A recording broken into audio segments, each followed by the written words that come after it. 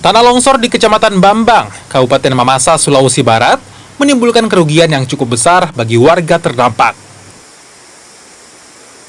Bukan hanya akses jalan dan rumah warga yang rusak, longsor juga menerjang area persawahan hingga membuat tanaman padi milik warga rusak. Salah satunya di Dusun Rantai Palado, Desa Bambang, area persawahan tertimbun material longsor berupa batu dan pepohonan. Dampaknya, tanaman padi yang sudah berumur 3 bulan rusak dan dipastikan gagal panen. Kalau sawahnya warga ini yang gagal panen ada 4 petak. Kira-kira berapa hektar ini, Pak? Kurang lebih 1,5 hektar di dalam 4 petak ini. Ini gara-gara apa ini, Pak?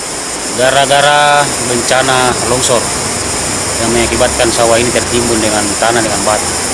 Kondisinya padi ini sebelum kena longsor ini sudah siap panen dia, Pak? Ya kita menunggu kurang lebih 1 bulan baru panen. Warga berharap pemerintah segera memberikan bantuan alat berat untuk membersihkan material longsor.